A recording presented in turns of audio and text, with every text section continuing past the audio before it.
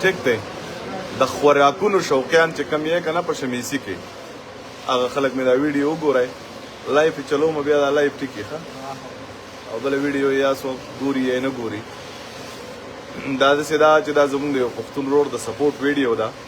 ټول ملګري شیر کړئ ځکه چې زما ګورئ لکه ډرا روانه ده دې دوران کې زه ویډیوګانې نه اپلوډ کوم ځکه چې خپل لینډ چلو خو دا پکې دا سړی چې کوم دی نو ډېر ګران دی راباندې او ډېر د یوې لارې سړی دی نو افتتاح و پرون افتتاح له نه وم راغلی او لوکیشن هم درته ښایو راځئ زموږ سره څه دغه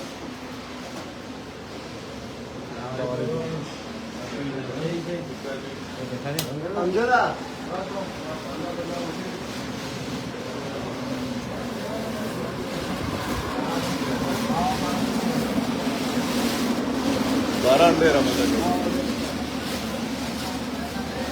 سلامونه یارانو شمیسې دی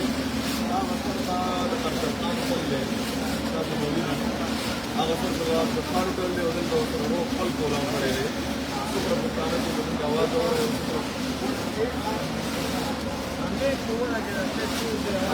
زما اواز کلیر دی اواز کلیر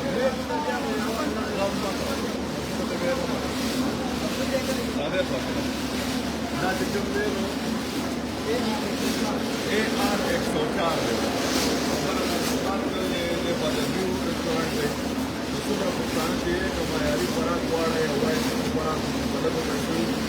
راځو چې موږ دې څنګه پروګرام نو دا انګه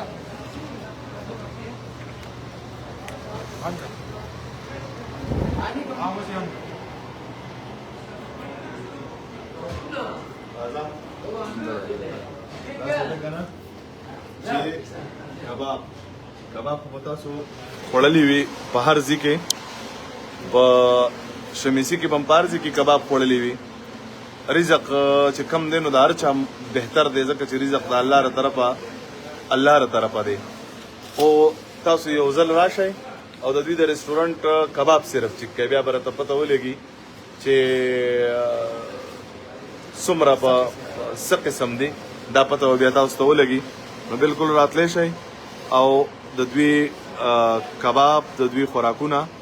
هر څه چک کولی شئ دا زموږ یو پښتون رور دی نو که کامیاب وي نو د کامیابۍ نه خو یې موږ ته څه نقصان نشته پیدا یې تشته دا د دوی رستورانټ دی او دا سړی خو به پیژنې دا کله ناکله بس پرفیوم وایي چې پرفیوم ښکته او پرفیوم بره واده اورېده نایاب پرفیوم دی او شمیسي دی رستورانټ دی او شمیسي دی